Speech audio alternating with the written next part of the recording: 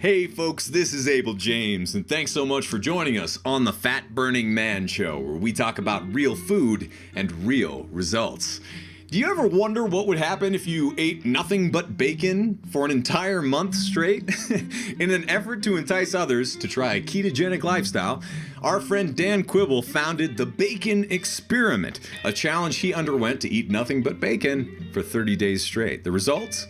He dropped 20 pounds in 20 days. Then he went on to improve many biomarkers of his health and much, much more that we'll get into today.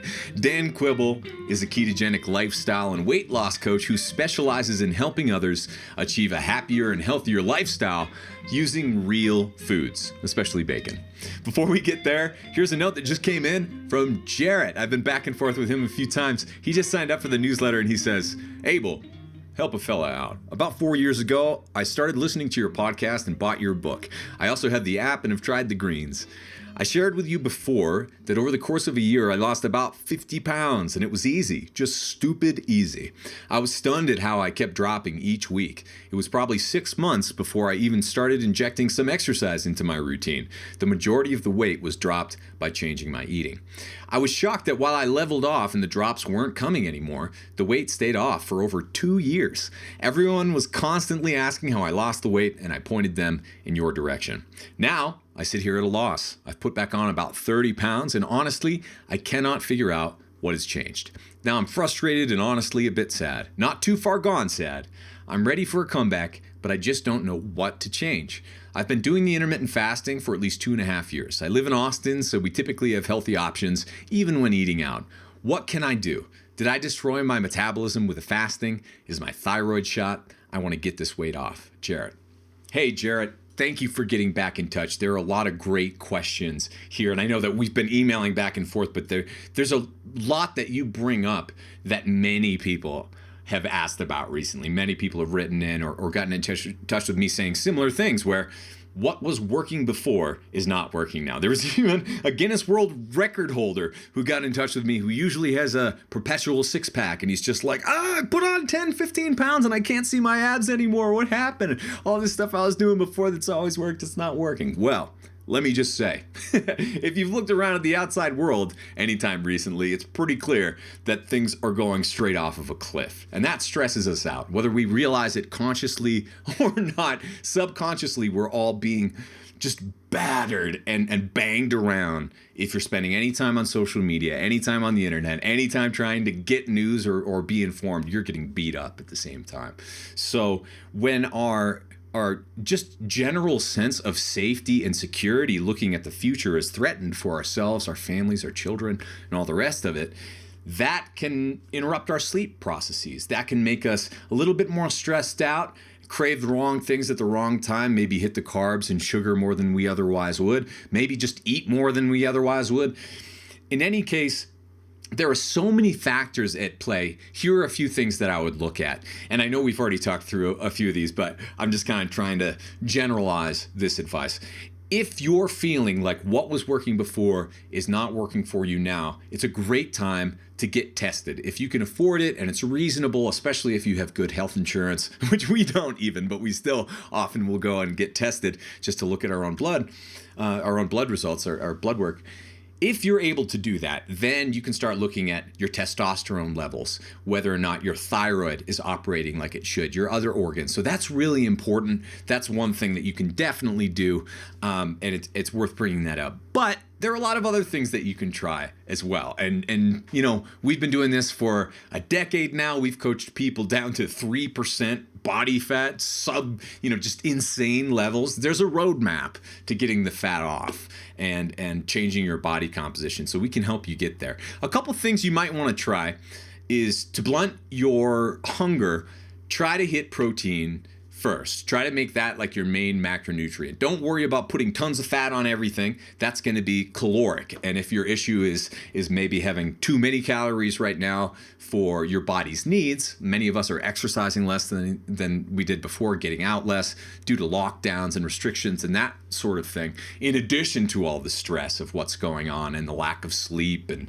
all the rest of it. So trying to hit your protein and make sure that your nutrition is really on point is never going to hurt you. That's going to be a good thing. We all need protein on a regular basis. Vegan, vegetarian, paleo, carnivore, keto, all of us. Try to hit your protein. Don't go too heavy on the fats, but make sure that you're not hungry either. And dial down the sugar to the extent that you can.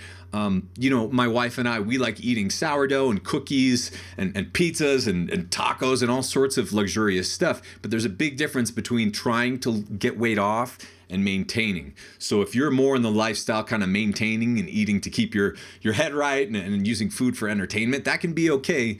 But it's a different goal than trying to optimize your body. So here are a couple of just quick tricks that many bodybuilders and physique competitors and athletes have used, myself included, to get the weight off over the years. And that's, if you're already doing intermittent fasting, then try to do a low intensity workout sometime early in the day or around midday before you have your first meal.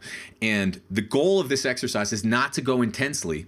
It's to go for 20, 30 minutes, maybe 45 minutes if you're feeling it, just breathing through your nose. Nice and easy in that fat burning zone, so to speak. And one of the reasons you do that is because it can help optimize your metabolism, kind of get your blood flowing. You'll feel a lot better physiologically.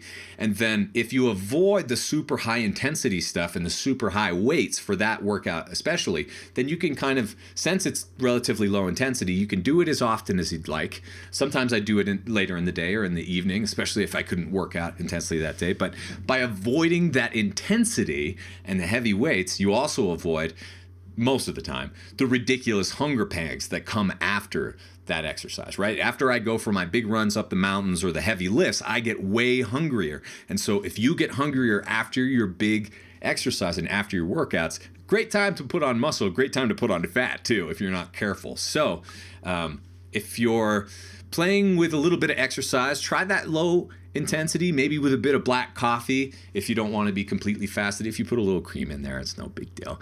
But there's a big difference between one little tablespoon of cream and like dumping a whole thing in there or doing a fatty coffee with 500 calories in it. Totally different thing.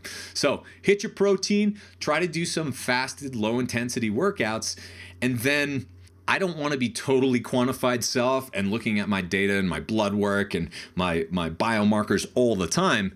But if you're putting on weight and you don't know why, and some things are working and some things aren't working, it's a great time to double down on the self-tracking.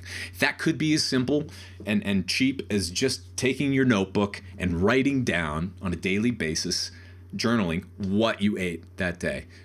Maybe how you exercised, maybe how you slept if you'd like. So it doesn't have to cost money, but I have used Fitbit in the past. I use Garmin watches for running and GPS and measuring my heart rate. I have an Oura ring, which I really enjoy for looking at my body temperature, my sleep quality, and a lot of other things. So look at your sleep, measure it. Food journaling. Try to hit those low intensity workouts. And then, if it's the time where your body kind of wants to put on some weight, I know that I go in different cycles where sometimes I really feel like putting on some muscle, and I don't mind putting on a little bit of extra fat then too. Seems like this is a decent time. You could always go for the super heavy lifts right now and just treat it as a bulk and try to make it a clean bulk as much as you can. So anyway, a few tips for you, Jarrett, and those of you who are listening who might be going through some similar things. A lot of people are talking about the C15, putting on 15, 20, 30 pounds due to lockdowns and the extra stress and not sleeping that well. So we all can be a bit better. You just need to get specific about your goals and also be honest with the way that you're tracking your progress. So one more quick thing before we get to this show to counteract an overload of bacon. We can talk about wild superfoods for a minute. If you're in the US, it's only in the US right now, but we're working on this. We're trying to get it out there. Wild Superfoods is our own supplement company with nutraceuticals that are shelf stable. They're literally the supplements that me, my wife, our family, and many of our friends have been taking for years. We believe that they're the best out there. If you do test your blood, I challenge you to see how our supplements show up in your blood work, because you can test it. It's the real thing. So anyway, Collagen Cocoa is one of the new obsessions in this household, as well as for many people, because we're finally able to get it out there. It's a high quality collagen supplement that tastes quite like cocoa, whether it's hot or cold, thrown in a smoothie, in water, in milk, in yogurt. Collagen Cocoa is grass-fed bone broth protein from cows raised on pasture as nature intended, as well as high-quality cocoa powder, medium-chain triglycerides, and a bit of organic stevia leaf powder just to give it a little bit of sweetness. People have been raving about it recently. We really appreciate your reviews and your feedback. We're also going to be coming out with a lot of recipes. So one thing to note about Collagen Cocoa, it's an enormous container. So keep that in mind. If you're planning on ordering in bulk, maybe just order one at the beginning because it is an enormous amount, but we like having too much around. So anyway, you can go to wildsuperfoods.com/collagen cocoa, or you can just look up collagen cocoa on wildsuperfoods.com. That's the only place you can get it, not on Amazon, not on other places. This is one of the ways that we help to get you nutrients and also directly support this show. So if we throw it on Amazon and all these other different platforms, then they take their giant cut, their giant piece of the pie, and we'd have to charge you more. So if you'd like a discount, we're always running sales and good stuff for you over at wildsuperfoods.com. Please check that out. And if you just want to dip your toes into the wild lifestyle and get some of our free meal plans and other goodies, please just sign up for our newsletter over at fatburningman.com. You can go to fatburningman.com/bonus if you'd like to type it in. Go right there. All right, so on to this. Oh, quick thing before we get to the show, please subscribe. Make sure you subscribe. Some people who have not unsubscribed have been unsubscribed in kind of creepy ways. If you want to leave a review, click like, share with a friend. Please do all those things. Your support really helps, especially right now. All right, on to the show with Mr. Dan Quibell. We're chatting about why Dan ate nothing but bacon for 30 days straight, why we should focus on eating real whole foods during stressful times, a game plan if you want to try a bacon experiment yourself, N=1 experimentation and how to find what's right for you, how to get started with a therapeutic ketogenic approach to diet, and a whole lot more. Let's go hang out with Dan. Welcome back, folks. After many attempts at dieting in various ways, today's guest, Dan, decided to eat nothing but bacon for 30 days straight. And the results were quite remarkable in a variety of different ways that we'll get into. But since then, he spent the last 6.5 years helping tens of thousands of people follow a low carb or ketogenic diet to shed fat and regain their health. Some of those people include Kurt Morgan, the guy I worked with on the TV show. And I see, Dan, you've got behind there one of those bacon costumes that I remember donning back in 2016. So thanks so much for joining us, man. Really happy to be on, Abel. Yeah, it's been quite the journey, and I'm looking forward to sharing some of that with your listeners and with yourself, and, you know, maybe how you influenced me and kind of got me started on this path, really. Even the bacon part, like even, you know, my love for bacon kind of, I guess it's always been there, but I just had to get permission from somebody that it was okay to have bacon, you know, it's not going to clog your arteries. That's awesome. And the way that you found your way to us, I guess, was not necessarily, well, by doing the opposite of eating bacon, as it is for many people, you know, going hardcore vegan or even just 30 bananas a day. Or I remember that was the big thing when I was getting started in the early 2010s, like some super hardcore vegan stuff. So tell us how you made your way here. Yeah, well, that's funny you mentioned that, actually, the 30 bananas a day, that I was one of the people outsourcing my wholesale bananas, you know, doing a vegan diet, and that wasn't really working very well for me. Didn't like the food, found that my energy was up and down all the time, and so I had to go more extreme, obviously, right? So I went to a raw vegan diet, and then I still found that wasn't really working, so I had to do something even more extreme, and I went to an all-fruit diet.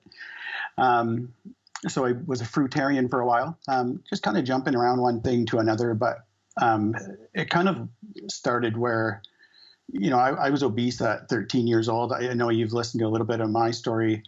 So it was really a lifelong struggle, and I was like approaching 40, you know, knew that even, you know, you hear the story about the jogger that drops dead of a heart attack at 40 and you know, usually diet related or heart disease and that kind of thing. So I knew I was approaching higher risk. and was willing to do anything it took. And we all know fruits and vegetables are healthy, so I'm going to eat nothing but fruits and vegetables. And that's, I kind of dove in all in on that. Another thing is I had gout all my life. And every time I tried to Google it and figure out, what type of diet will my diet change this? And the answer was always yes, just cut out red meat. And so I was thinking, okay, I'll cut out the red meat, go to this, fruit and vegetable based diet. And the problem is I actually got a gout attack that was the worst gout attack of my life. It lasted 12 weeks. So. And is that for you, like mostly in the feet, like making it hard to walk? Because some people aren't familiar with some of the symptoms. Yeah. So the pain wise, it's kind of like having a sprained ankle. Immediately after you sprain your ankle, how it really, really hurts. And that's all you can think about. It's kind of like that all the time. So like the whole time you're awake, that's how it's feeling. It was big toe, ankle, foot gets swollen. So swollen that I couldn't put a shoe on or anything like that. I would double up a plastic bag literally to go out of my house and in the middle of winter here in Canada. So, here I am trying to get to the store or do something or go to my doctor's appointments was really what it was. And I'd be wearing these double up plastic bag on my foot. And I had no idea that, this healthy diet that I was following was actually causing this. So I went through 4 different medications. I was at home, stuck a lot of time on my hands, so I started listening to a lot of podcasts at the time. Yours was one of the main ones I heard. And I think it was actually when I heard Jimmy Moore on talking about low carb, and you were always talking about bacon and how a lot of it butter, right? Butter, and it all sounded really tasty. And I thought, there's no way this can be good for me. This has to be, it's going to clog my arteries. And it just sounds ridiculous. But the more I listened to it, I kind of found myself starting to nod my head. And, a lot of the problem foods were kind of being brought up, the same stuff that I found to be problem food. So I was nodding my head and I agreed on most of it, other than, the red meat and bacon I still thought was terrible for me. But after having gout for 12 weeks, all this pain all the time, every single day, I decided, what do I have to lose? I might as well, why am I eating this food that I don't really even like?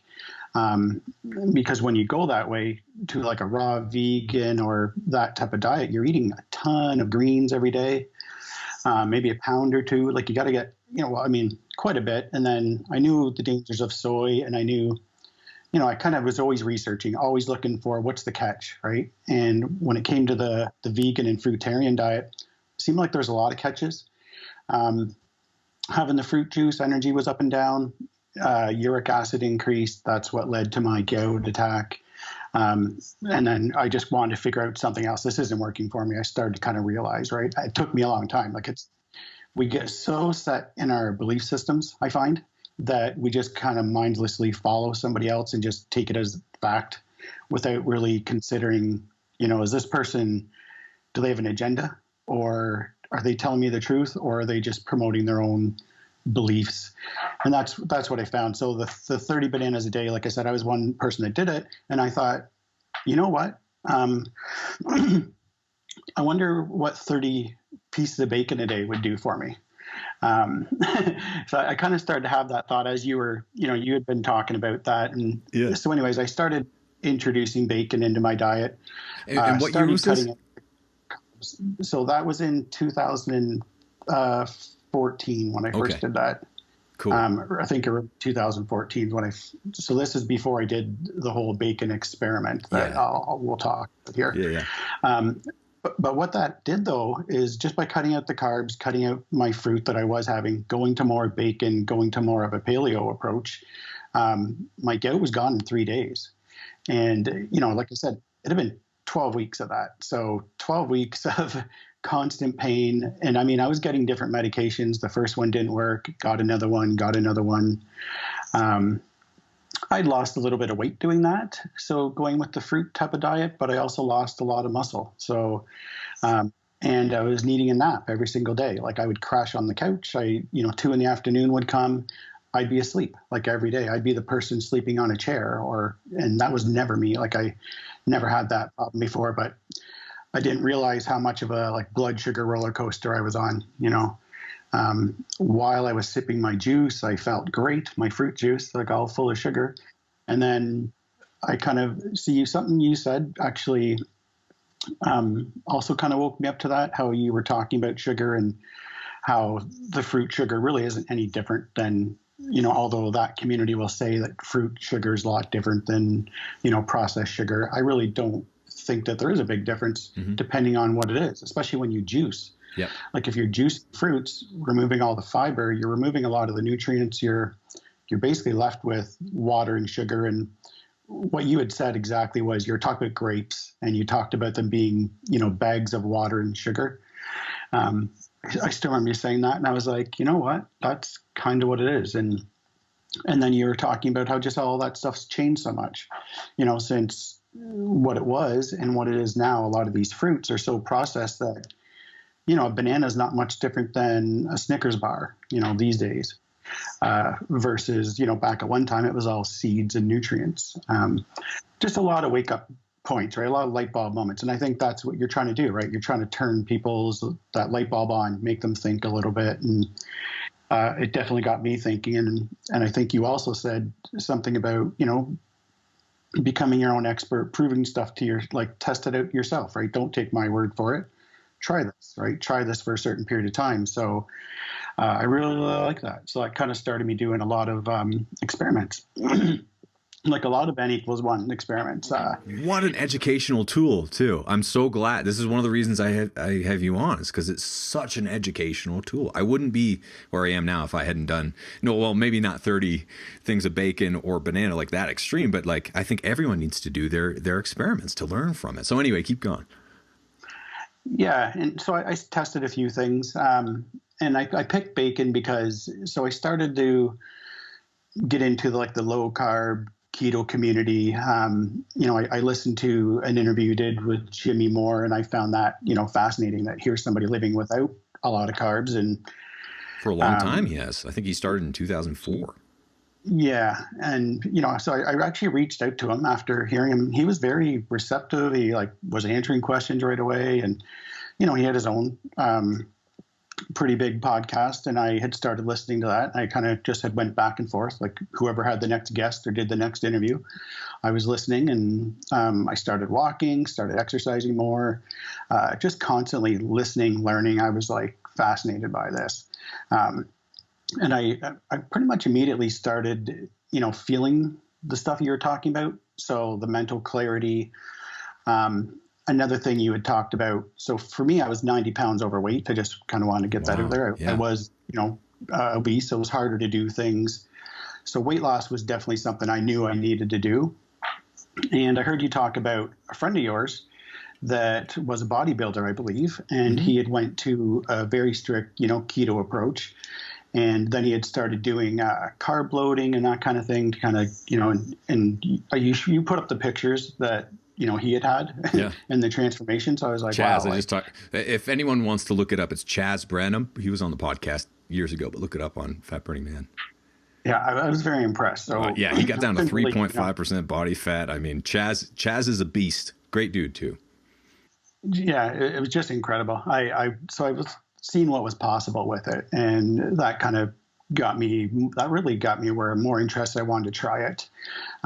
So I really started getting, lower carbs, lower and lower. I kind of got down about 50 grams of carbs. Then ended up getting down to about 20 grams. I started testing ketones and started getting into the whole, low carb keto community. Bacon was very, very popular and, also very notorious, right? Yep. Very notorious. When I was a vegan, I was positive that bacon clogged your arteries, right? And that it was such a bad food for us.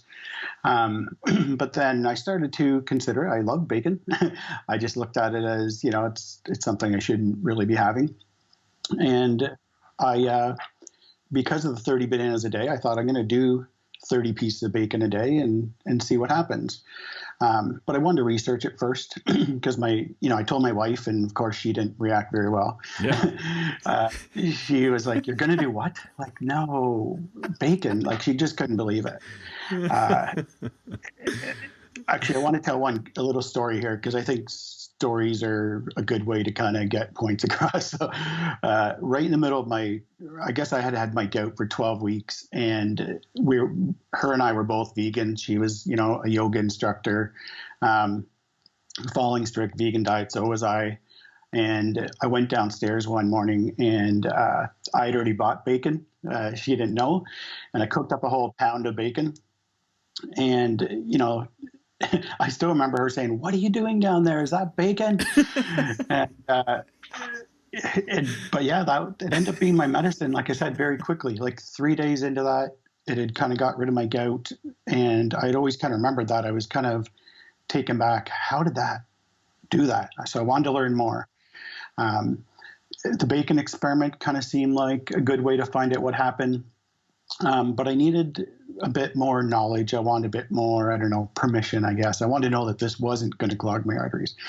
I'd started to believe it, but so one person I reached out to was Jimmy Moore that I had heard on your podcast, and he had told me about this egg fast thing that he had come up with, I guess, at one time, where he'd ate nothing but eggs. He was adding butter in there. Was he just doing the yolk, or was it the whole egg? I'm trying to remember.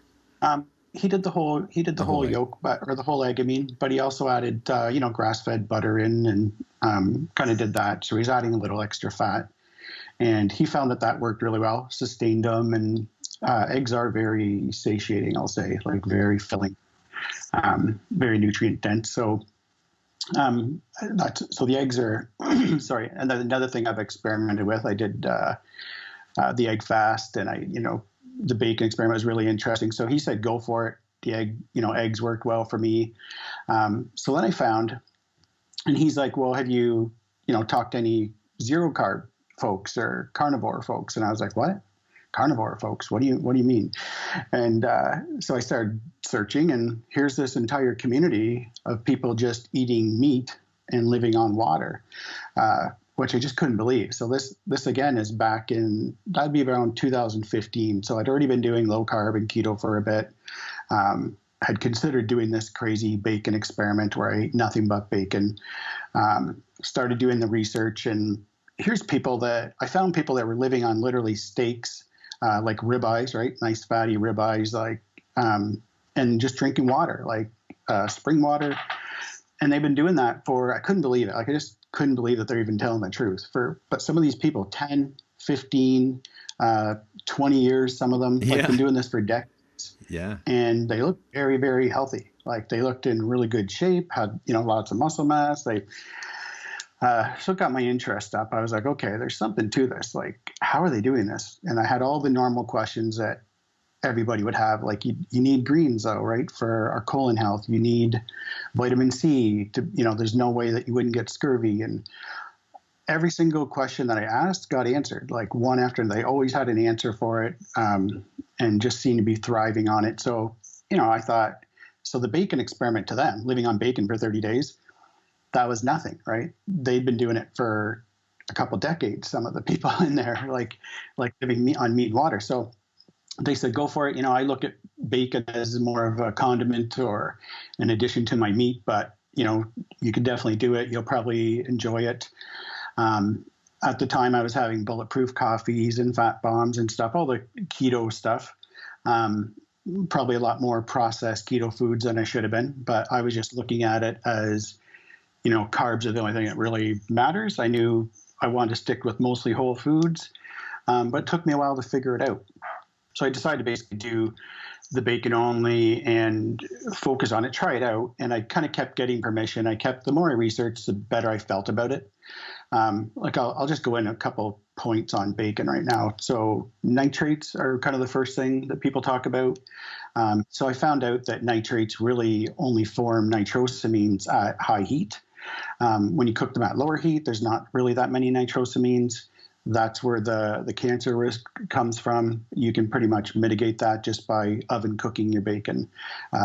You could go, nitrate free and have the celery powder, but a lot of times that's even higher in nitrates. And so it was just very interesting. I think there's an article by Chris Kresser, and he talks about the nitrate myth. And we have more saliva, we have more nitrates in our saliva than you'd find in 10 packs of bacon. or one piece of celery.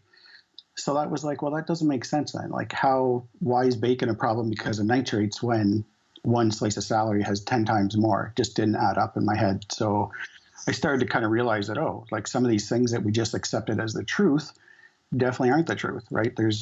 Need to kind of look into these things a little more. So same thing with the saturated fat. Bacon's actually about 55, 60% oleic acid, same fat as olive oil. So, it's a monosaturated fat, really healthy fat. There's some omega-3s in there. And even saturated fat itself, I started realizing that it wasn't the evil, substance I thought it was. It's a very stable fat, handles heat well, doesn't break down, doesn't get oxidized in our body. And it was just a continual learning process, I guess, to realize these things. And once I started figuring out that bacon isn't, so harmful that we've been kind of led to believe, I thought, I'm going to try this and do 30 days of bacon just to show people that, it's not going to harm my health is kind of how I set it to look at it. I know this isn't going to clog my arteries. I started to kind of realize that it's, possibly even good for me. Didn't expect the results though. So I just was showing my friends and family, and I just kind of want to introduce them to keto and low carb. That was my intention. Within the first few days or so of starting this. So I went out. Actually, I'll talk about where I got my bacon from, and I know you'll like this. So 20 minutes from my house, there is a grass-fed farm, and they also had pasture-raised pigs. So they had an orchard right on their farm, and all the apples that would drop, the pigs were eating those. They were giving them all really good whole foods. And I was like, I really like the sound of it. So contacted them. I sourced out, I guess it was 60 pounds. So 60 pounds. Oh my God. Do you remember do you mind sharing the cost per pound? Do you remember? Yeah, it was a fairly expensive. I think it was about $11, something like that. Were they heritage hogs? I think they were, yeah. Heritage. So it was about $11.99 a pound, something like that. Which also, I mean, as if you're talking meat, that's not terrible by any means. And if you're talking about like pasture raised, best case scenario, that sounds like a fair price to me. Yeah, I thought so too. And this whole farm was kind of like that, where I started picking up other stuff there afterwards, like buying my grass-fed beef there, and he was able to point me to where I could get some bison, and so then I was having buffalo burgers and all that kind of stuff. But for the bacon, it was quite the conversation, right? I'm telling him, he's like, "Why do you need so much bacon?" Like we'll put one piece of bacon in a box of pork to help sell that box of pork. Like that's how we use it. He's like, we don't really even sell bacon directly like that usually. I told him what I was going to do, and I said that I'll tell people where I got my bacon, and it was actually called Heritage Farms. That's what it's called. So they agreed, and he sourced it all out. It took him a little while to put this together. Like it took him 3 weeks or something to get 60 pounds of bacon. Finally he did. Went out and picked it up, brought it home. 60 pounds of bacon was pretty impressive looking. Like, my freezer was pretty full. I bet. And I was all in at that point. I had bought the bacon, I had invested the money, and so I was ready to go. And this is fully salted and all of that too. It's like legit bacon. Yeah, it was fully cured and salted. It did have nitrates. It wasn't nitrate free, but they had a butcher do it right near where their farm is, like probably 5 minutes from their farm, is someone they worked with. Yeah. So it was good that way. And when I picked it up, the first time I had it, I could notice a big difference. Like it actually tasted a lot better than the bacon I'd had before. Yeah, big difference. Couldn't explain it though. Like I couldn't really explain why it tastes so much better. I couldn't really put my finger on it, but just huge difference on how it tasted. With why? Yeah. Or the difference, because I could try if you want. Yeah, I would say that I guess it was maybe cleaner, maybe not quite as. It was a little more thick cut. There was a few differences, I guess. It did have a bit higher fat content than some of the bacon I'd tried. I don't know what do you think is the difference in the taste of it? Well, But when a lot of people, especially like the vegetarian community, hears bacon or thinks of bacon, I think they think of the hot dog, equivalent, right? Just the bologna, just yeah, like the worst quality stuff. You go to like a typical diner or chain restaurant or franchise or whatever, and it's this flimsy, completely uniform, straight. The texture is all kind of the same. It might be crunchy, but sometimes it's hard to chew on and like hurts your teeth and it doesn't break up right. That's most of what people find out there. And also full of MSG and all sorts of nonsense. But what you're talking about, and I remember the first time that I had wild boar bacon from like from people who knew what they were doing down in Texas. And I'm like, oh my God, I can't believe this is called the same thing. I couldn't believe that it was called bacon. Similar with heritage breeds of pork, not always, but like the heritage hogs, a lot of times will have a different taste, but definitely a different consistency. It's thicker, more like country bacon, sometimes it's called, right? And it to me is much more like eating barbecue, like ribs or like yeah, or a cut of fatty brisket, as opposed to that flimsy, just disgusting. I mean, that fake bacon might as well be turkey bacon or vegan bacon. It's not the real thing. It's not what we're talking about. And so I think it is important to differentiate between industrial, factory farmed hogs that are sick and treated very poorly by an industrial system that's really built around thriving on sickness and disease, compared to what you're talking about, going to a local farm or local farmer, or at least getting it from a real farm, people who know what they're doing, raising actual animals the right way, eating foods that their bodies are built to eat. You can taste the difference. You can feel it. You can see it. The fat that's cooked off is completely different. You can use that fat to cook other things and even transport vegetables into your mouth and make them taste better from time to time, sometimes for some people. But, okay. So anyway, I didn't want to hijack it, but I think it is important to remind people that we're not talking about go out and eat all the bologna you want or go and get like whatever crap meat you want. It's important to focus on the quality of your meats and all foods and nutrients that you put in your body, the quality of your air, the quality of everything around you. There are many pollutants out there, so you have to be careful, is all I'm saying. So anyway, tip of the hat. That sounds like the best bacon ever. That's like max level right there. yeah, it was definitely really good. And I think because, you had focused on food quality and,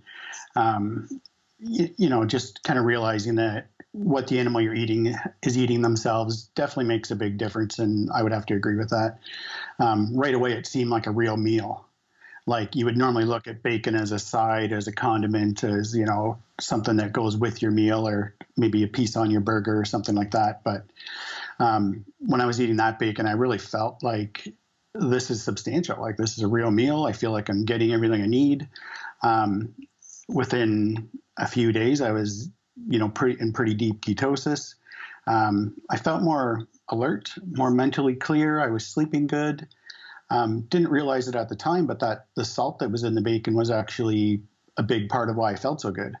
On the ketogenic diet, you do the one catch that I've found. So I'm always looking for the catch now. I wish I had did that when I was doing my vegan diet. Yeah.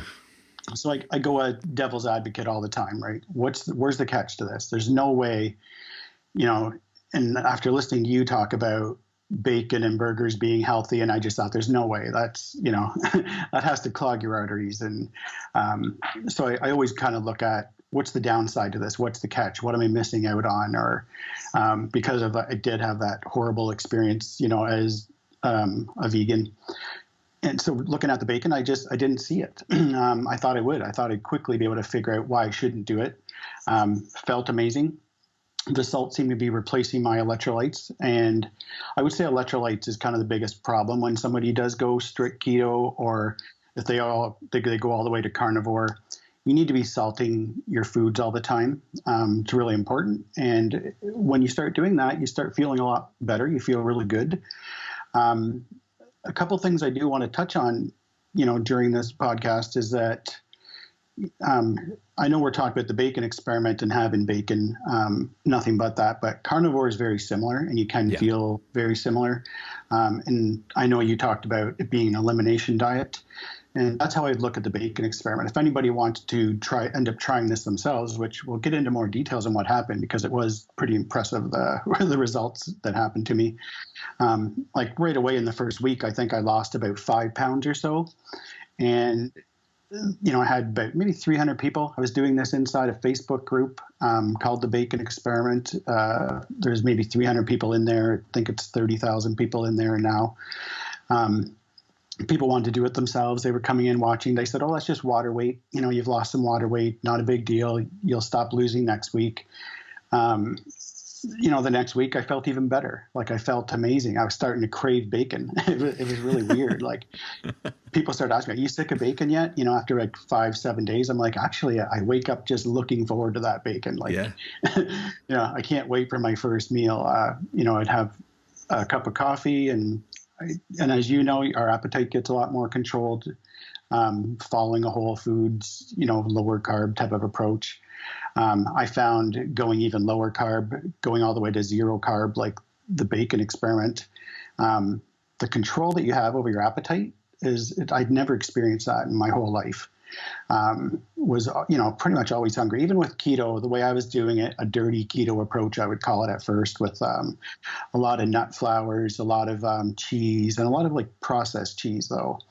And I had no idea what was kind of good and bad for me. I was just, carbs are the only thing I thought mattered, which, was not true, obviously. Yeah.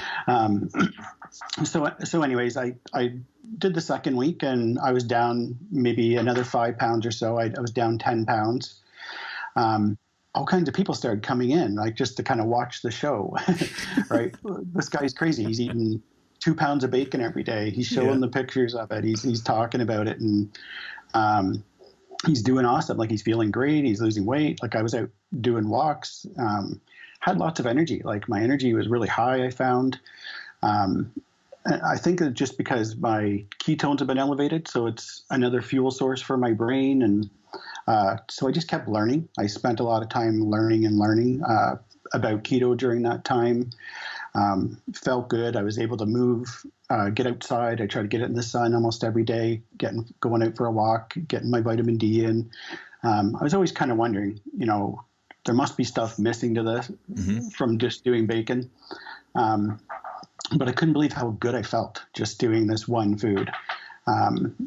So I didn't really want to stop. I would say there wasn't really any catch. There wasn't a point where I was craving or missing anything. Like it all kind of seemed to go away to the point where I was just craving the bacon.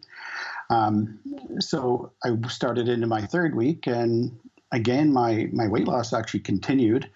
One other thing I want to point out is I thought I was so I was eating 2,500 calories of bacon in a day, I thought, when I was doing 2 pounds of bacon. It turns out after you cook the bacon, you're actually rendering off a lot of the fat, which reduces the calories a lot more. So I really was in a calorie deficit during that time. But not hungry? But not hungry at all. So that's kind of where I realized something was different with this. Yeah. And I think it was just how much I was into ketosis. And I've also had a bit of a food addiction, I would say, most of my life.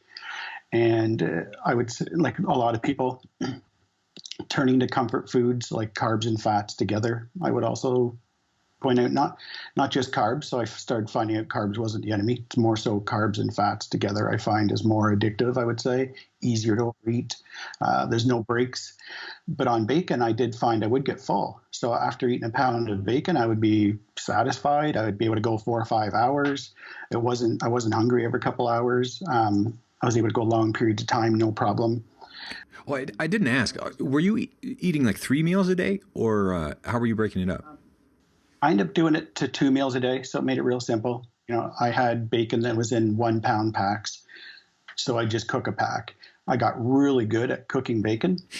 What's the trick? So I started off doing skillets and in the pan and stuff like that.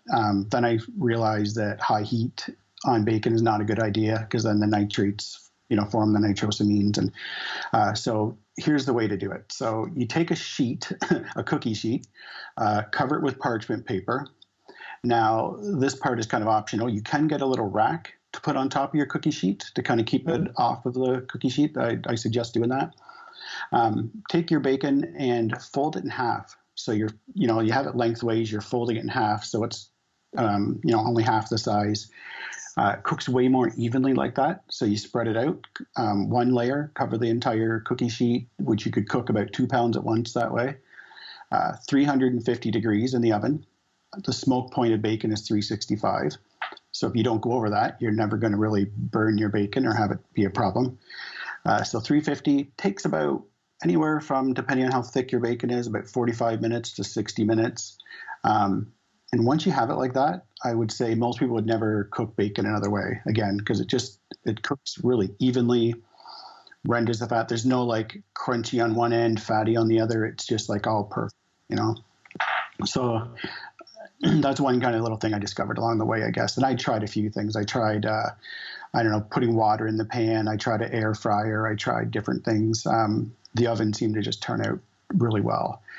So then I started getting it to where I do 2 cookie sheets at a time with like 4 pounds of bacon at once. And the house smelled amazing. You walk into the house, it was just like, it smelled so good.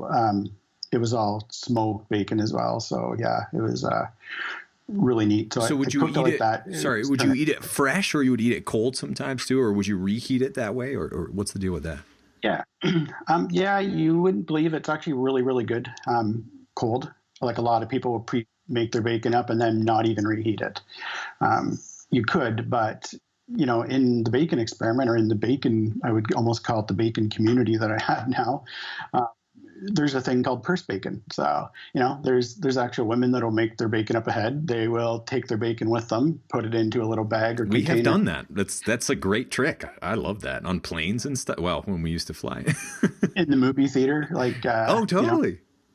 People have done that. They'll take in their bacon awesome. or pretty much anywhere they go. Yeah.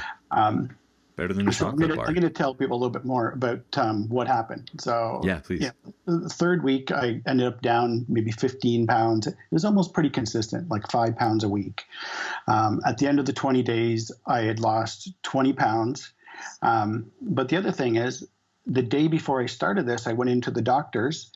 I was trying to get some blood work because I wanted to get a reference on what was going to happen here. I didn't want to just assume that it was healthy for me. Even with everything I'd learned, I wanted to prove it. I wanted to know for sure, right? Let's look at the blood and let's kind of see what's going on.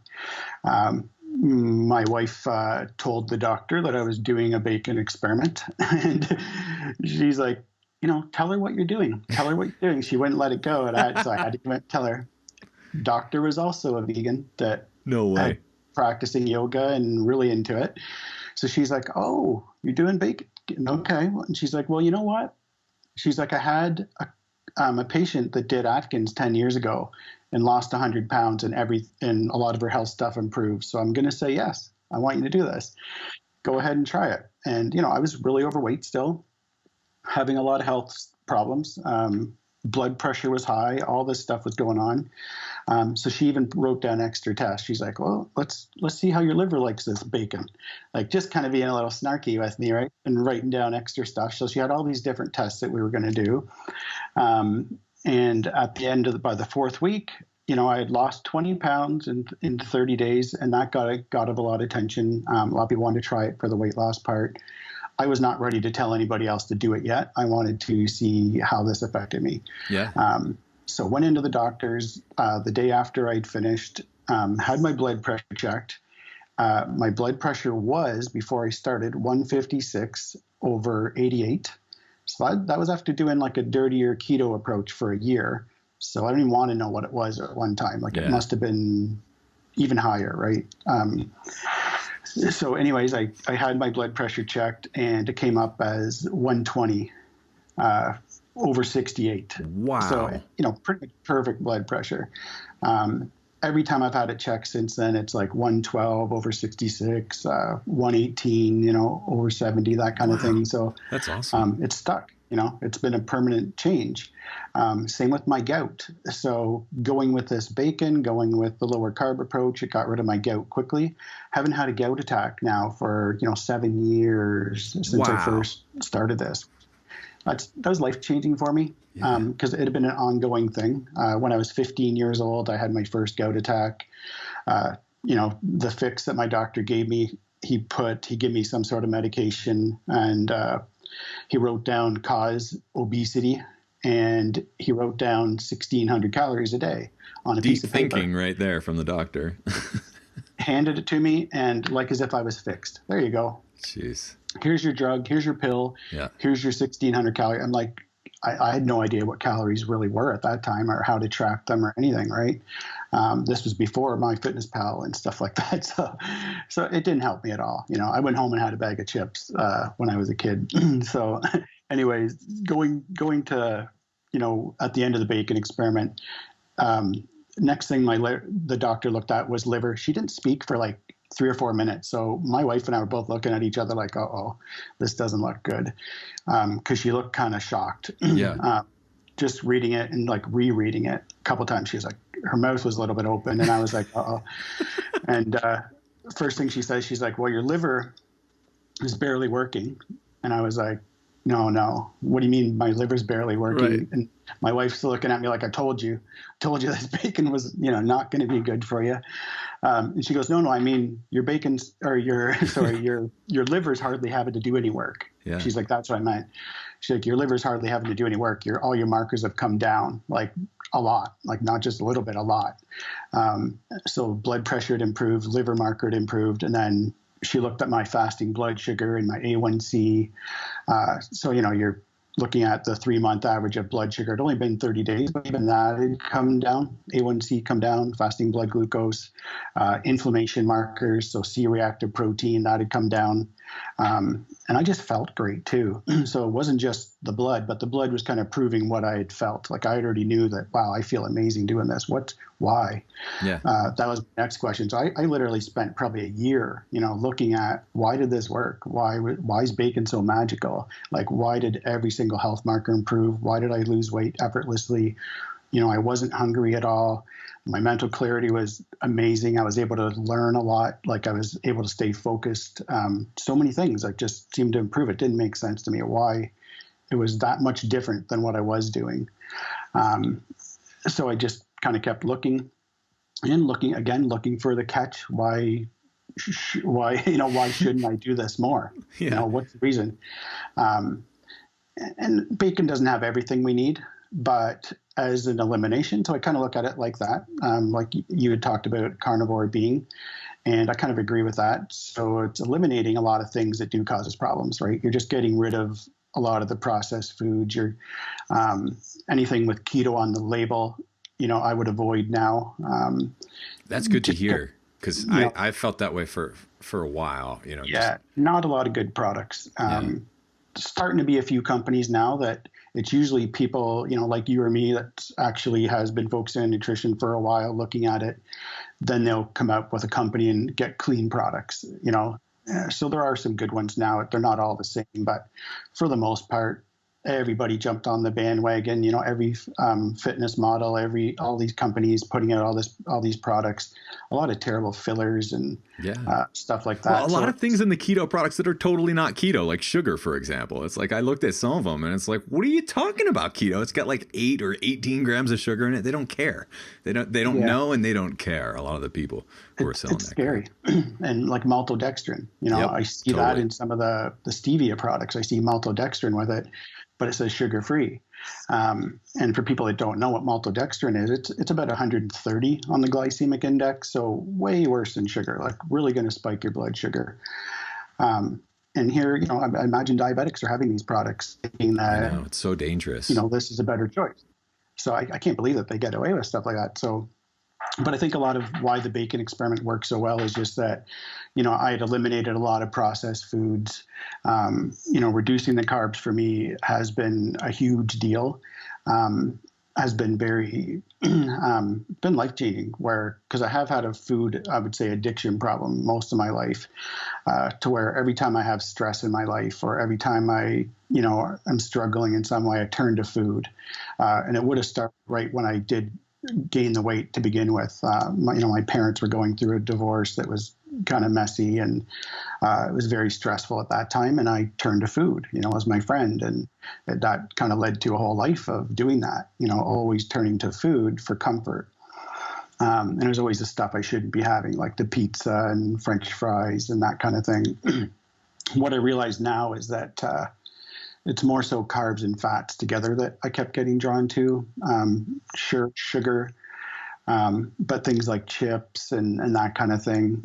So going to Whole Foods, I started to realize how much of a difference that was. It's more about, it's not just that bacon is a superfood, bacon is the best food on the planet or anything like that. There's a lot of foods that are more nutrient dense, like oysters and salmon and liver and things like that.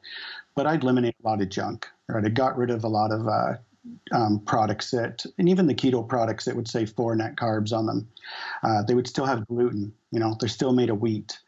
I would check my blood sugar, and it's like, well, this is acting like it's about 15 grams of carbs instead of 4, right? With how much my blood sugar was going up, things like that. So I started realizing these products aren't what they appear to be. I think Whole Foods is definitely the approach I should take, and try to move more towards Whole Foods.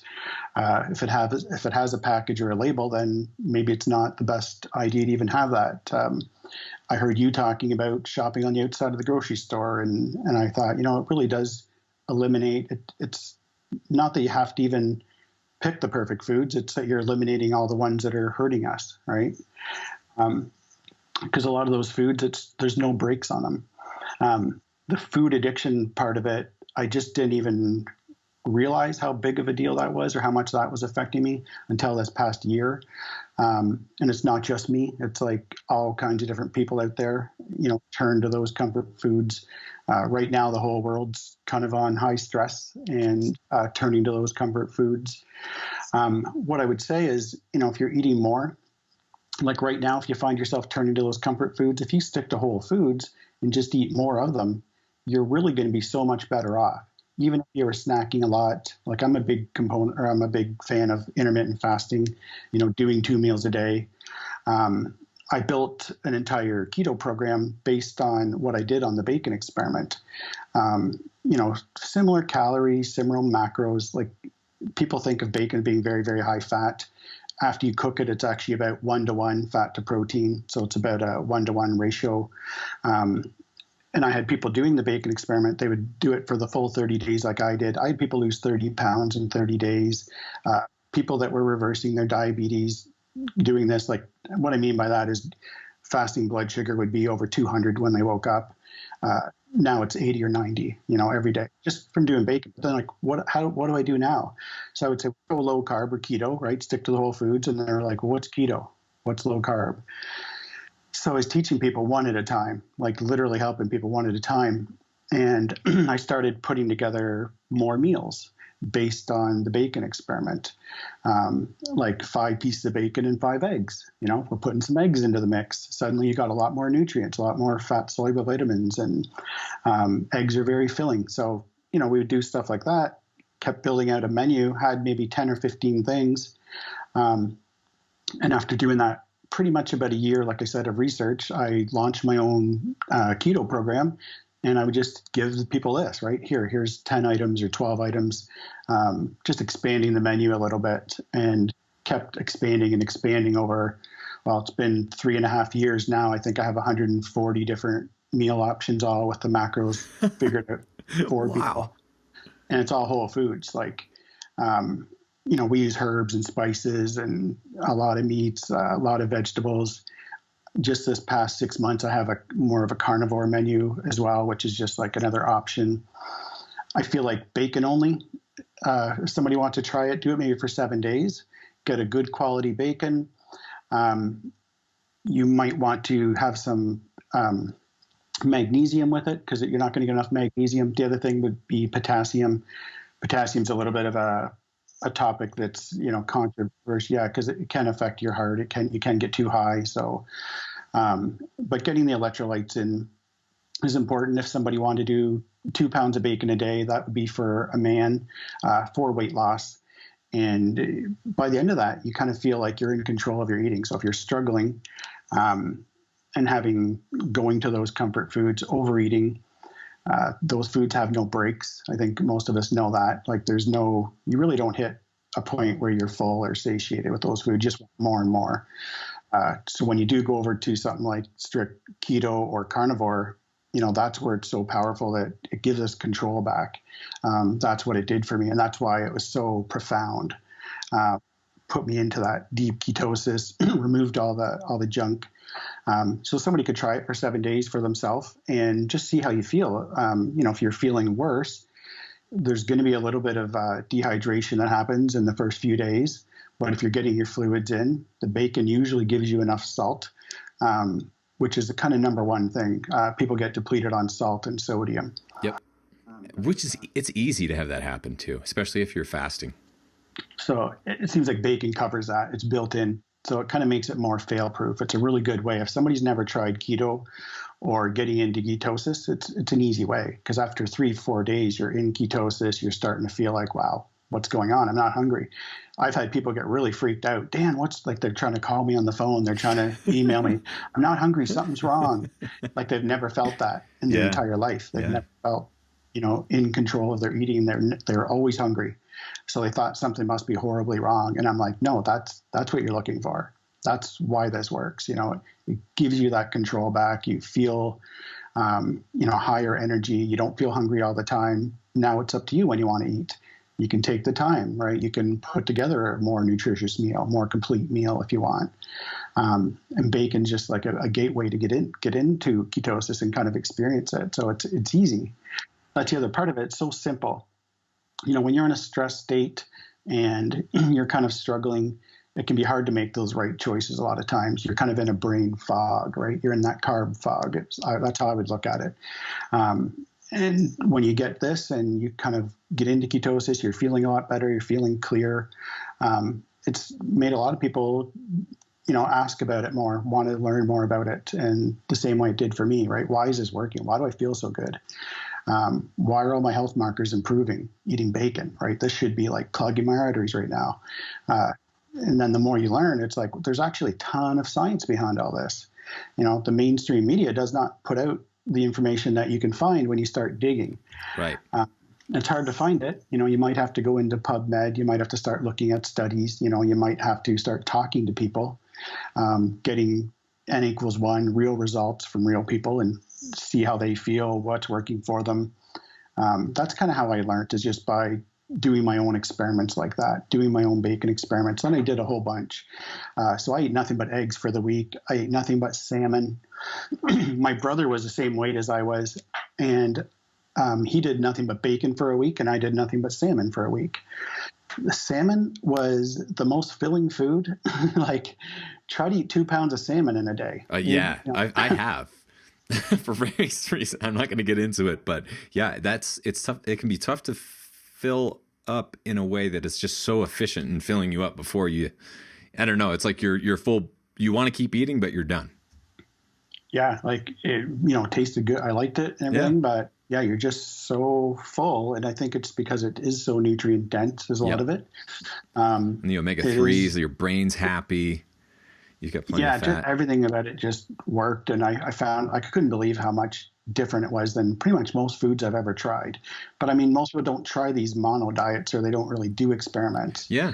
So I learned a lot from doing that. Like, I found out how filling eggs were. You could fill up on 300 calories of eggs or 400 calories of eggs, versus something that I would also have looked at as being, healthy, like macadamia nuts or different nuts. But you can put 300 calories of macadamia nuts in the palm of your hand versus 5 eggs. You have the macadamia nuts, you're reaching for another handful of macadamia nuts, right? But you have 5 eggs, you're not going to have 5 more eggs. Right. Same with the salmon. It was the same kind of thing, just so much more filling. So I tested out, chicken breasts. I tested out steak. I tested out turkey.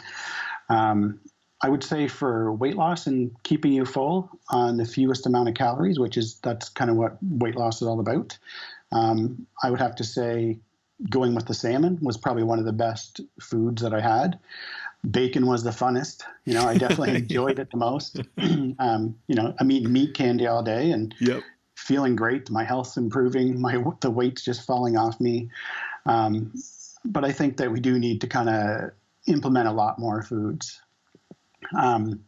And I do think, having a combination, doing some seafood, getting some salmon in, getting those omega-3 fats.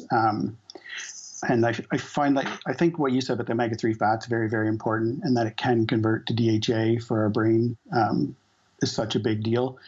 And a lot of people have grass-fed beef for the omega-3s, but you can't really beat salmon.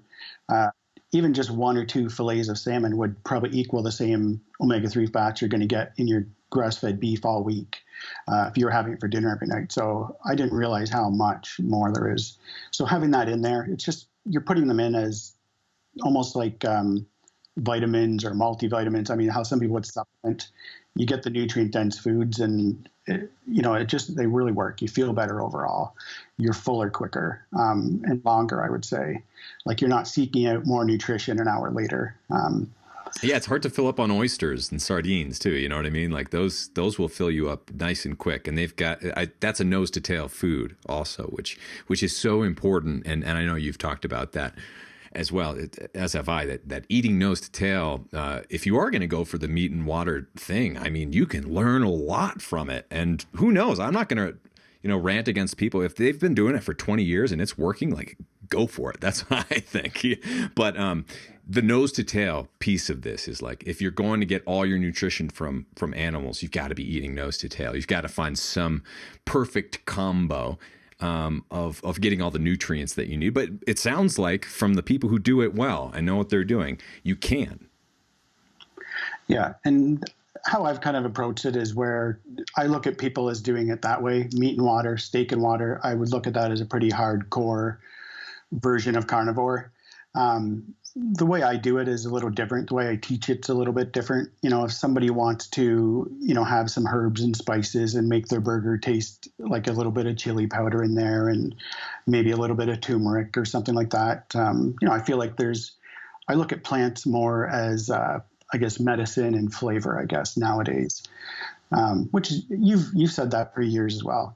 I heard you kind of talk the same way, and I agree with it. I do think there are some benefits of some. There's a lot of anti-nutrients and all that kind of thing. And does that offset the benefits of some of the vegetables? I don't really know. For some, yes, I would say. For some, definitely. Yeah, there's definitely some problems that way. But I do feel like they can add, to our life, I guess. They're adding to that without really causing any harm, a lot of them. So like I'm talking again about herbs and spices and condiments, and, then you have stuff like Primal Health or like Mark Sisson's products and stuff like that, avocado oil. When you kind of get researching, you see there is actually a lot of there is some quality products out there nowadays. It's taken a few years, but not so much. But yeah. Why not use something like that, right? If it's not going to cause any harm and it's going to make your food taste better, you're going to enjoy the experience more. Maybe slow down a little bit, when you're eating and actually enjoy it. I feel like there's a lot to be said for that. It makes it more approachable for more people. Most people are going to not do meat and water. They're not going to do that. They just wouldn't do it. Yeah. But, if I was said you could have bacon for 7 days, see how you feel, it's going to make them even think about it probably. Because, I've seen people lose, now some of it's going to be water weight, but I've seen people lose 20 pounds in their first 7 days of, doing bacon. And then that kind of gets their attention. They're like, wow, what's going on here? I'm going to say, well, you just lost some body fat. You just lost some water weight. I want you to keep up on the electrolytes and kind of start explaining what's going on, why it's working. You've shifted from being primarily a sugar burner over to being a fat burner. You're burning the fat that you're eating, but then you're also able to transition into your body fat without really having a hunger all of a sudden. Like you all of a sudden don't get starving where you're really hungry, need something. I find that comes more on, a glucose-based metabolism. When you're doing a fat-burning metabolism, you're literally, it's like you're even all day. And I know you know this, you teach this as well, but your glucose is level, your insulin's level, and which also affects all the other hormones, right? Like leptin and ghrelin and your hunger, satiety hormones.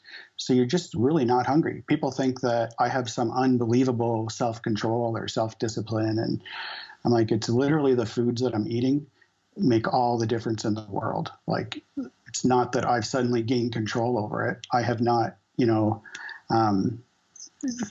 rid myself of all stress and stuff, although I do make that a focus more these days. It's just that I've taken out a lot of the foods that want me to eat more and more and more. And I know I still remember something clearly you said, again, 6-7 years ago, that when you're fasting, and it's not until you have that first meal, and I know you still talk about this, you have that first meal, that kind of triggers hunger, right? That's when you get hungrier. It's not usually before that, because you're in that fat burning state. You're happy. You're happy burning body fat. You could go a long period of time, no problem. You could do exercise, maybe not very intensive stuff. The very intensive things, you do need glycogen. You do need, it's a little bit different. Endurance-wise, though, it just seems to never run out. Now, I don't know who said this. I'm taking somebody else's quote, but it's like driving a big truck with the gas tanks on the side, and it's a gas tanker. You go through your gas in your tank, and you're unable to tap into the big tanker in the back. So it's just like flipping that switch. Suddenly, you have hundreds of thousands of calories available. You can just kind of keep going and going, and that's what I found. And I think that's a huge part of why, keto or strict keto, and maybe even considering eliminating carbs for a while, it just gives you that control. So that's where, people are able to lose weight effortlessly, cut down, get to their goal weight. And then you got to figure out, how does this look at maintenance? How does this look for a lifestyle? And that's going to be different for everybody. For me personally, as soon as I start trying to add back in some carbs, hunger and cravings start coming back pretty quickly. Like, I could see myself quickly getting derailed. And even potatoes and stuff that would be typically paleo, I find that for me, it makes me hungrier, and I don't have that control. So I find that I do best. I thrive when it's maybe 20 grams or under. Okay. So, which would be considered like a therapeutic ketogenic approach, I guess. But I always focus on protein and that as well. I think protein, very, very important to keep up, and I make that more a focus. Fat, definitely important. Protein I look at as being satiating immediately after your meal. So when you first finish your meal, you're full. Fat I look at as it's a bit slower to digest. Fat's giving you energy, and it kind of stretches your time out when you could go to your next meal. So I could go 5 hours after eating, say, a ribeye. If I had a beef tenderloin or something like that was really lean, after a couple hours, could be full if I had the same amount immediately after. But after a couple hours, I start to get a little hungrier. So it's that combination of fat and protein together, I find, really gives me control of my eating. And I think a lot of it's getting into ketosis. So it's suddenly I'm fueling and thriving off of burning fat and ketones. It's a lot different. It's like, it's pretty much the only way I feel like, I can stay at my goal weight or maintain a fairly healthy weight and not really go to the carbs, because I just look at it's all or nothing. Look at it as from an addiction viewpoint, I would call it abstinence, right? I don't know if you know Dr. Robert Sives. Have you ever heard of him? I don't think I do. So he calls himself the carb addiction doctor, and he's really looked at this and really detailed, and because he's went through it himself. And I think that's a lot of times that's the best educators, right, that have went through this themselves. And so he had he would call it a carb addiction and would always turn to the carbs. And he had to end up going more towards a carnivore approach as well. And that's where I found where I am. And that's not everybody, right? There's a lot of people that don't have to do that. But for some of us, it just gives us our life back. And, he talks a lot about that. And it's this, and you can do stress management, which is very important. He talks about the lifestyle changes, getting sleep, getting in the sun.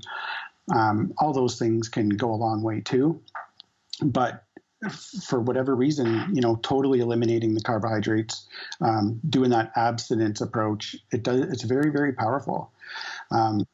It was really important for me to mention it, talk about that on your show just for a minute, because it's a very stressful time right now.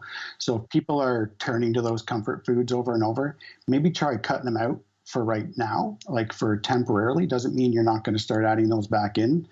But if you go very low carb for a while, it could give you that control back that you need. And it won't be such a struggle. And that's what it's done for me. And that's why I've made it a lifestyle now, right? It's been 7 years, and I really feel like this is how I'm going to have to eat forever. Because anytime I try to start bringing more carbs back in, it doesn't work for me. But I can add more fat back in.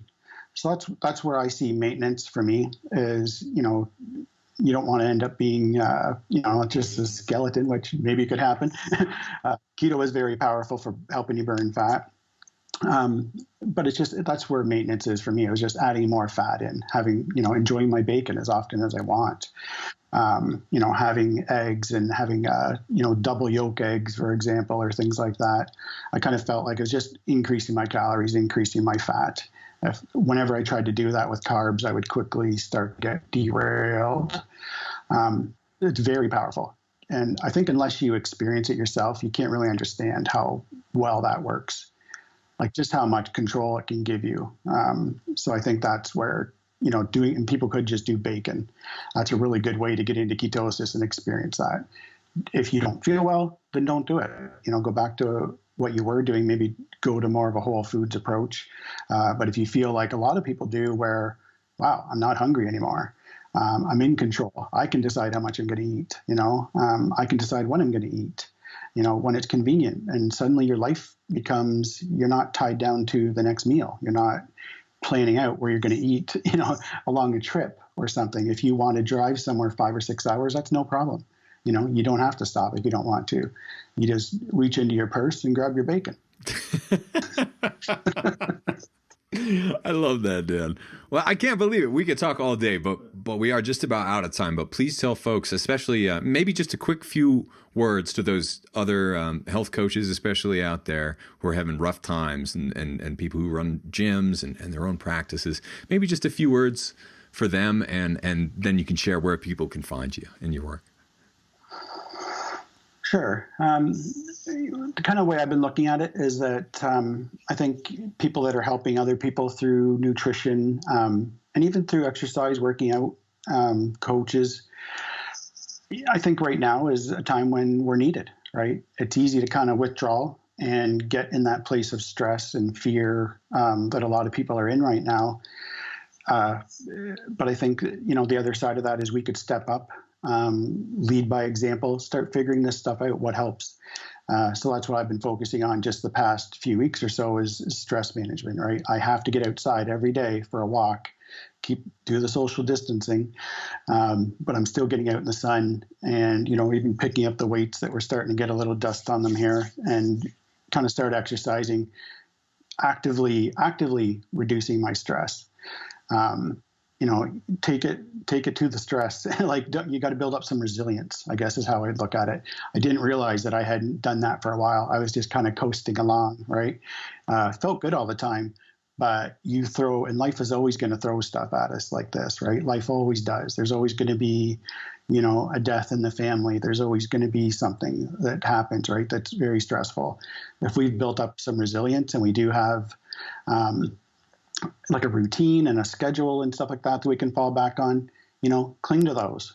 I would say cling to those things during a time like this. Find some normalcy, do your walk, do some exercise. Those things make a huge difference. So I've started to work with people privately lately more than anything. I did group coaching and helping people online and doing, live Q&As and stuff like that. I'm finding that a lot of people aren't even able to focus on that right now. They've started kind of going towards private one-on-one help and giving people more specific advice. And the clients that I have right now that are thriving, you wouldn't know that we're going through anything right now. They're just so bright and alert. They're exercising every single day. They're doing, 30 minutes of exercise. They're keeping things very strict keto. They're doing whole foods. Some are doing carnivore. Others are doing a fairly strict keto with a lot of greens and things like Brussels sprouts and the salmon and, getting lots of nutrients. And those people are thriving right now. A lot of people are struggling. A lot of people are turning to the comfort foods, but it doesn't have to be that way. I find that food can be very, very powerful, more than, you have to try it to kind of understand and believe what I'm saying even. Yeah. Words only go so far. And it really doesn't take long. Try it for 7 days. Suddenly you're out of your funk. You're starting to feel better. You have the energy to at least open your door and get out for a walk. Yeah. And then keep building on it. It could seem overwhelming for some people to even start exercising right now, but just going for that 10-minute walk, and I look at it like baby steps, keep building on that. And that's all you can do, right? You don't have to get overwhelmed. You don't have to do everything perfect. You just got to start doing something. I think that, it's just a starting place. Get outside each day, get in the sun, preferably when the sun's high in the sky.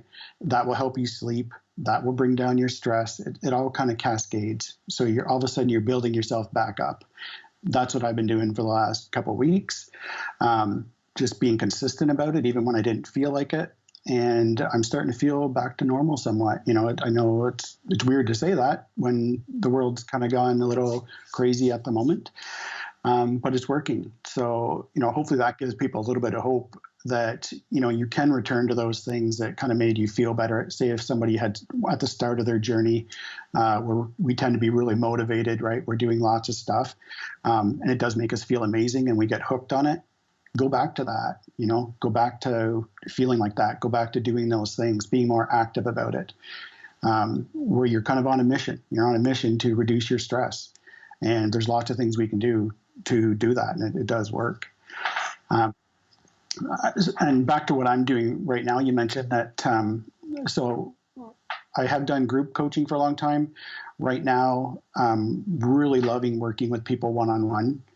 So if there's anybody out there that does want to work with me or want my help, they could reach out. I guess I'll leave my email with you. It's thebaconexperiment@gmail.com.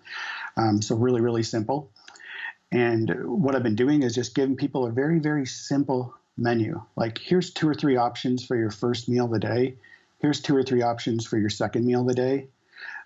Give them portions and everything else. And it's things they have on hand, because we can't get everything at the grocery store right now. We can't get everything. There's some really fantastic companies that would deliver meat. There's one here called True Local. There's probably one you work with in Canada.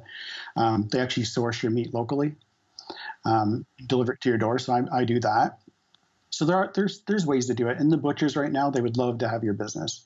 Local butchers, they're used to, most of their meat goes to, a lot of people don't realize this, I don't think, but goes to restaurants. And since all the restaurants are closed, they have a huge stockpile right now. So while you could go to the grocery store, your CAFO beef is sitting there limited at 1 pack, and not marked down right now, probably marked up.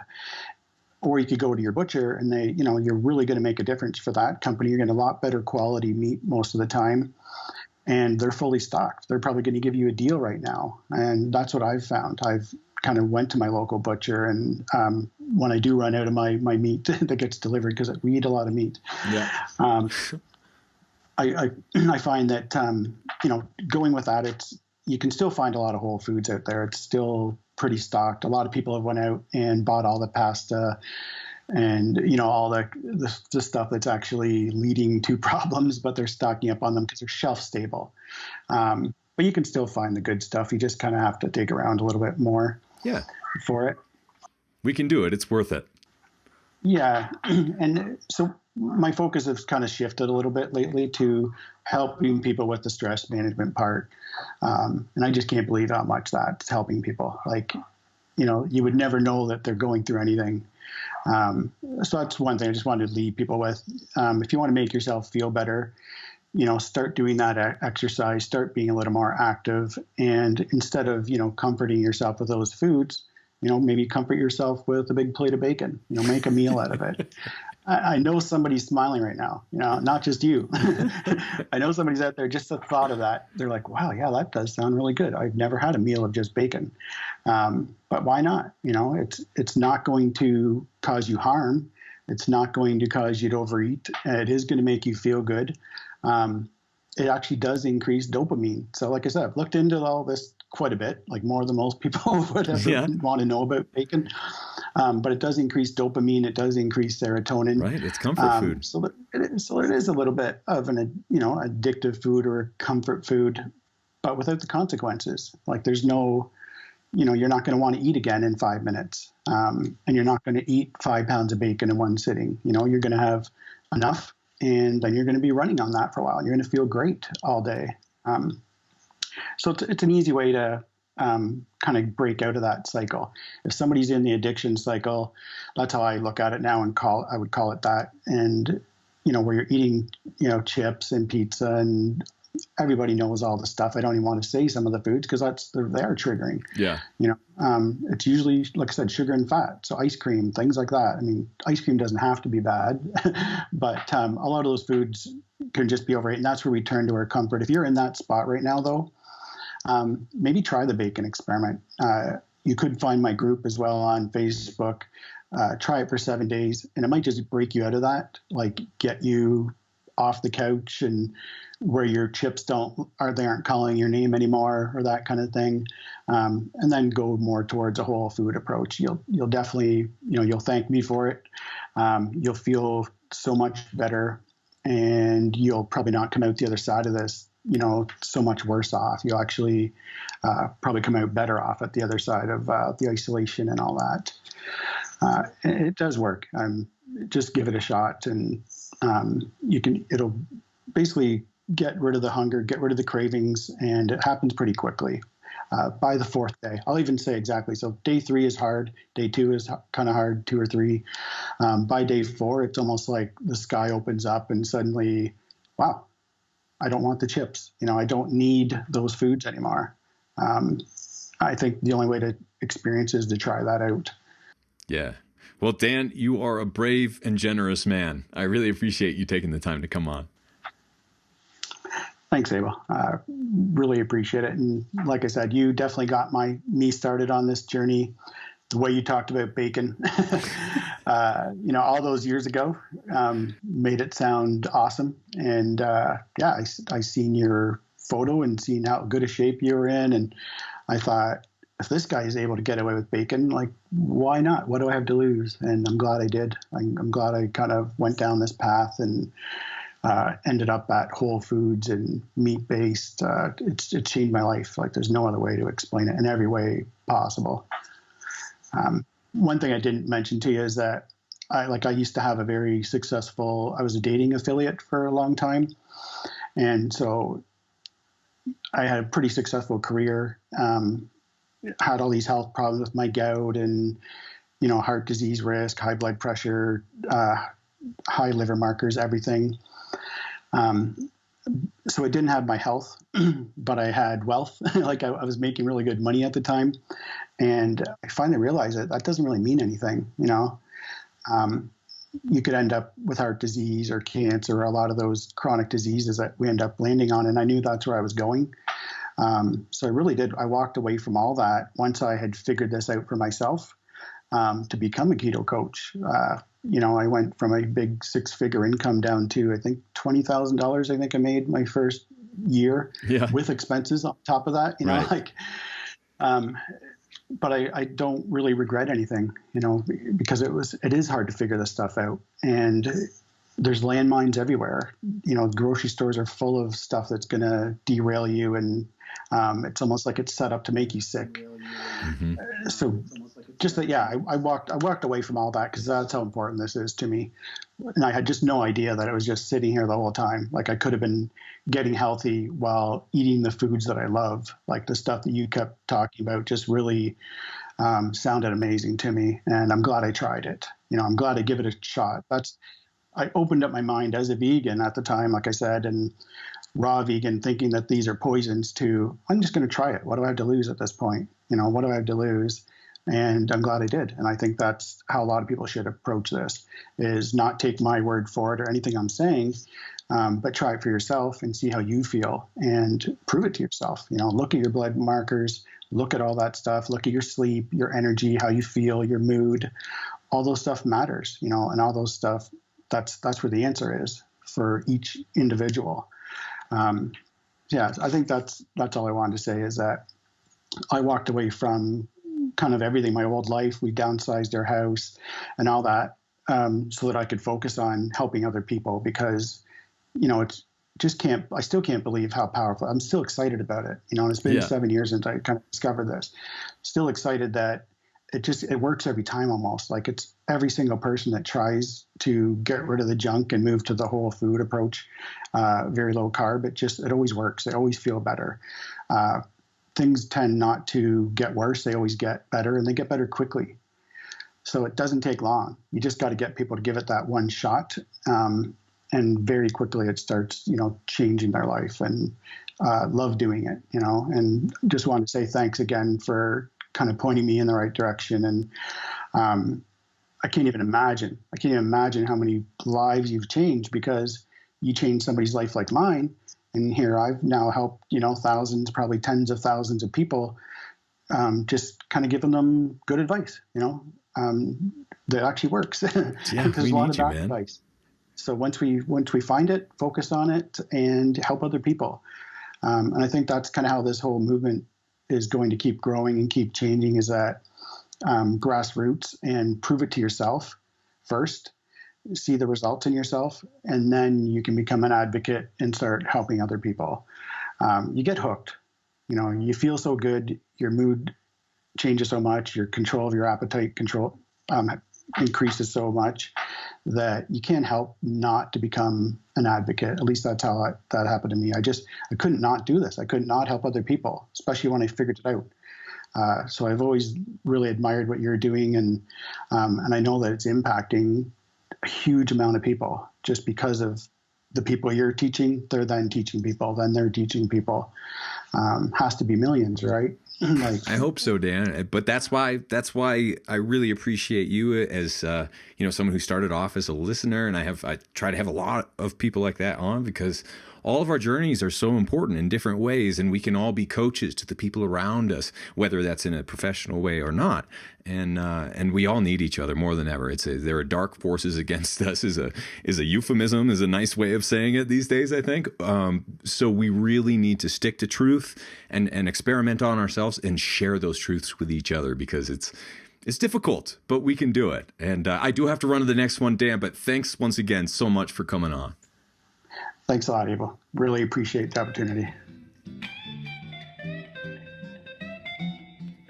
Hey folks, this is Abel James, New York Times bestselling author and host of the Fat Burning Man Show. And I've got a quick video here today about our brand spanking new product from our family company, Wild Superfoods. This one is called Collagen Cocoa, and we have been working on this for years. We're so excited because it tastes so good. So what it is, it's grass-fed bone broth protein. It's a protein concentrate that comes from bone broth from these cows that were raised as nature intended, eating grass on pasture. And it's combined with a high-quality source of chocolate and cocoa powder and a little bit of stevia as a sweetener. So it actually tastes quite similar to cocoa powder, combined with a little bit of a sweetener. It's got a wonderful taste, but we also have been using it. Allison is, as you probably know, if you're a longtime listener or follower, she's wonderful in the kitchen and comes up with the most dastardly and delicious things. So you can actually use collagen cocoa as a replacement for, as a swap for, chocolate powder or cocoa powder in some of our recipes and some of our cookbooks and that sort of thing. So we've already made cookies, power cookies, brownies, and other things like that. But also collagen cocoa, you can just mix it in water. You can throw it in your favorite smoothie if you like chocolate, especially. It's a wonderful flavor. And then one of the other things that I do as a little kind of like health nut sundae is what I refer to it as, is I take Greek yogurt, usually full fat, grass-fed as well, and throw a scoop or two of this collagen cocoa in there with some nuts, maybe some fresh fruit, and oh my goodness, is that a wonderful treat. It's so delicious, and it gives it a really wonderful consistency, more like a mousse or like a pudding of some kind. So you can really have a lot of fun with this, or you can just use it, after your workout as a convenient way to get concentrated protein. And so in one serving, you're getting 21 grams of high quality animal source protein, which is more easily absorbed than a lot of the alternative protein sources out there that are plant-based and more highly processed. So we are very excited about Collagen Cocoa. When you get this, it's a giant, heavy, full thing of powder. So look forward to many delicious meals and treats as well. If you're interested in wild superfoods, you can check all this out at wildsuperfoods.com. And once again, this is Collagen Cocoa. So I'm Abel James signing off. Thanks for getting in touch. Thanks for your support. And I can't wait to hear how you like Collagen Cocoa. All right, we'll be in touch. Well, hey there, listener. This is Abel one more time, and I just want to say thank you for listening to this episode of The Fat Burning Man Show. If you liked it, don't forget to hit that subscribe button wherever you might be listening to or watching this show right now. And if you have a second, please leave me a quick review for The Fat Burning Man Show. I read every single one of them, and every time you leave a review, it gives us a little boost in the rankings, and that helps other people find this show. And if you can think of someone else who might enjoy and benefit from this free show, please take a second to share it with a friend or a family member. And if they're like, what is this fat burning man thing? That's a really silly name. You could be like, you're right, but here's the deal. We've recorded over 250 episodes of The Fat Burning Man Show with thought leaders in health from all over the world. And so far, we've won 4 awards, hitting #1 in health in more than 8 countries internationally. We have more than 30 million downloads already, but we're just getting started. I can't believe any of this, by the way, and couldn't do any of this without you, so thanks once again. But here's some more good news. You can download and listen to every single episode of The Fat Burning Man Show for free with 0 outside advertisements, no outside sponsors, and no corporate overlords. All you have to do is type in fatburningman.com. We'll give you a second here just to type it in, fatburningman.com. And you'll get all the show notes, transcripts, and video and audio versions for all the past episodes of The Fat Burning Man Show for free. Better yet, enter your email at fatburningman.com, sign up for my newsletter, and I'll even send you a quick start guide so you can take your health into your own hands right now, along with a few of our ridiculously tasty recipes as a special thanks for signing up. Once again, just go to fatburningman.com right now, enter your best email to get your free goodies with a bonus surprise straight to your inbox. This is Abel James signing off. Thank you so much for listening once